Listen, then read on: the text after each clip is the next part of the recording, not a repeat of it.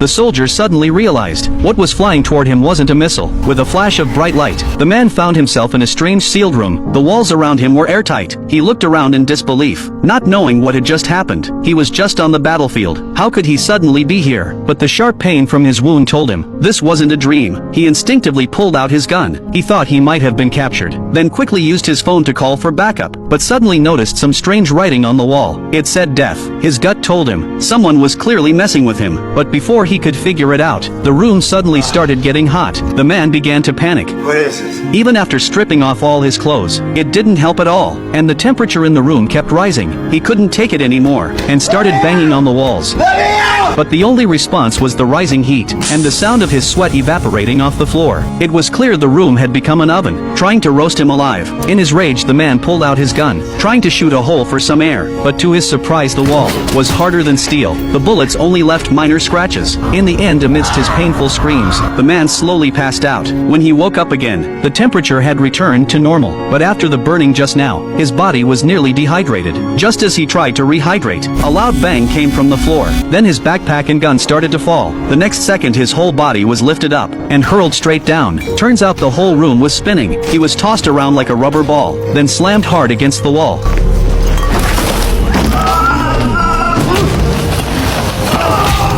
No one knows how long this lasted before it finally stopped. Luckily the man was well trained and physically strong. He took all that without dying, but then he noticed something strange. The writing that was on the wall had now moved to the floor, and his backpack and radio were bizarrely stuck to the ceiling. He couldn't believe what he was seeing. Clearly this wasn't an enemy prison camp. After calming down, he quickly picked up the radio to call HQ, but all he got was static noise. The man was about to go insane, but then he had an idea. Maybe the walls were blocking the signal. That's why he couldn't reach HQ.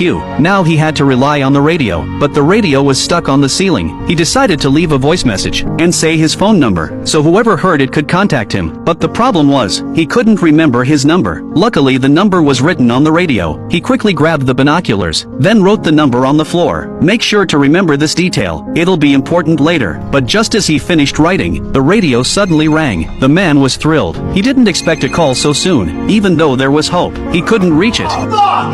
He quickly took off his shoe, planning to knock the radio down, but his shoe got stuck too. Now he was completely losing it. His chance at rescue was right there, but he couldn't grab it. Before he could come up with a plan, the room began to change again. This time it was freezing cold. Frost started to spread across the walls. The temperature dropped instantly. He ran to put his clothes back on, but it didn't help at all. Then he wrapped himself in anything he could find, but still felt the bone-chilling cold. Soon he couldn't take it and collapsed. His face was covered in thick frost. No one knew how much time had passed before the freezing began to fade. Luckily he wasn't fatally injured, but right then, the radio rang again. Just as he was about to get up, the room started making noises, and the walls began to rotate again. He tried to grab the radio during the spin, but couldn't control his body. Still with determination, he eventually caught the radio, and the walls finally stopped spinning, but he was too late. The call had ended. He quickly checked the call log and called back. Soon a woman's voice answered. After talking for a bit, he learned she had the same experience. She was also trapped in a sealed room.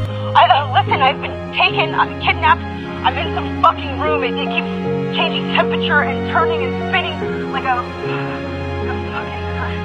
Washing machine. Yes, exactly, it's weird, She said she was a war correspondent, got into a crash during an assignment, and woke up inside this strange room. Even weirder, there were no light sources, but the room was lit like daytime. The lights felt alive, and adjusted automatically. Then the man suddenly realized, how did she know his number? She said, it was written on her ceiling. That shocked him. How could the number he wrote on the floor appear in her room? Then he asked if she could see any writing on her walls. Yeah. God, I see, Chinese and religion.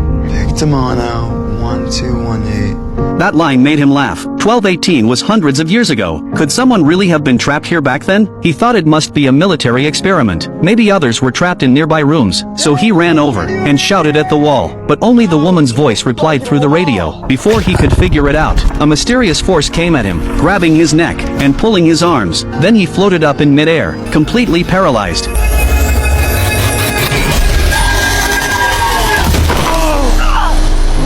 Once the force let go, he called the woman. She had the same experience. Then he checked the time and warned her it wasn't over yet. Right after that, the walls started shaking violently, but this time they didn't spin. The whole room began to shrink. The man braced against the wall trying to stop it, but it was useless. He was about to be crushed. Then the walls suddenly stopped. He narrowly escaped death, but was clearly terrified. Stop! Stop it! Stop!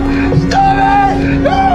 He sat in the corner gasping for air. The woman on the other end was much calmer. She called to comfort him. He gradually calmed down. Then they resumed exchanging information. He still didn't understand how she saw the number he wrote, so he asked if she saw a date in what looked like Spanish. Yeah. It's Portuguese. 2007? The man said it had to be the enemy's trick. Maybe he'd traveled into the future. After that, the woman asked what year it was for him. It's 1991. She burst into laughter. The man was confused, but before she could explain, the room changed again. He quickly asked for the time, because his watch was broken. He wrote it down on his arm. It seemed like some kind of ultrasonic attack. The loud piercing noise made him black out again. When he woke up, the room had shrunk again. Now he had less than 5 square meters of space. He felt dizzy and couldn't breathe. The woman calmed him down again. They were both in the same situation. She said they were likely in the same space, but different points in time. To test this, he asked her to draw something on the wall. She did, and immediately said it was a cross. The man was confused how she knew, but before he could ask, a hand appeared out of nowhere on the wall, clearly the one she had drawn. Later you asked me what year it is. Yeah. What time are you in? 2020.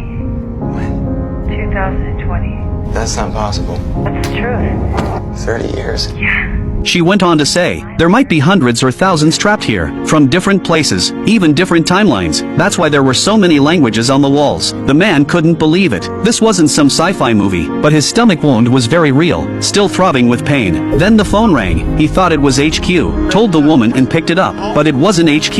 It was a man named Roger. He was also trapped. Roger told him, if you want to survive, you have to solve the equation. The man was confused. What equation? But before he could ask, Roger hung up. Then the woman called again. The man was still in shock, so he responded half-heartedly. Once he came back to his senses, he asked if she'd seen an equation. That made her suspicious. She wondered if he was hiding something. After her pressing, the man told her about his call with Roger, but she hadn't seen any equation. Right then, the man began to feel dizzy from blood loss, then collapsed. In his haze, he saw strange symbols on the floor. They looked familiar, and woke him up. They were enemy code, in Arabic script. He quickly translated it using the cipher, and wrote down what it said. It was an equation, but as soon as he finished, someone erased it. They both thought it was the other, but it wasn't, so he wrote it again on his arm, then told it to the woman. But before they could solve it, the room made strange noises again. This time it came 30 minutes earlier. The man realized, time wasn't just passing, it was accelerating. Then the ground started shaking violently, and gravity crushed him down. He tried to fight it, but couldn't. The pressure got stronger and stronger. His clothes tore open, his helmet caved in, even the bullet in his body was forced out. He couldn't hold on, and was pinned to the floor. Just as he thought he'd be flattened, the gravity stopped. He was seriously injured, but before he could catch his breath, the room began changing again. This time it was spinning and shrinking. It finally stopped after a long time. Now his space was barely the size of a bathroom stall. As he was losing hope, Roger called again, and asked if he'd solved the equation.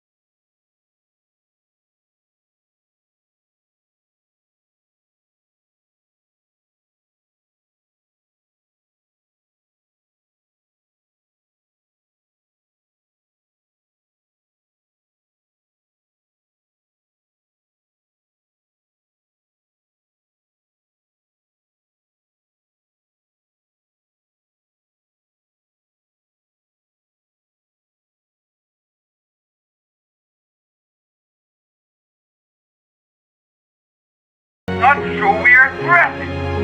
And to fail. He said only by failing could humanity survive. If apes learned to use weapons, or robots rebelled, wouldn't humans destroy them? The man tried to ask who they were, but Roger hung up. Then the room spun and shrank again. He felt like he was about to be crushed. There was barely enough room to breathe. He couldn't move at all. Then finally, the woman solved the equation. Answer 1. That gave him an idea. Maybe if all rooms became one, they could escape. He told her, when the room changed, they should push the walls together. And it worked. They were in a kind of fourth-dimensional space, with many others trapped, from different times and places. The two of them greeted each other, staring at this familiar stranger who shared their fate, then waved goodbye. They both knew this might be the last time, since they were from different timelines. Then a flash of white light. The man returned to the rock he started on. I did it, Dave. But the war hadn't ended. Strangely, everyone was staring off into the distance. He looked that way too, and the movie ended there.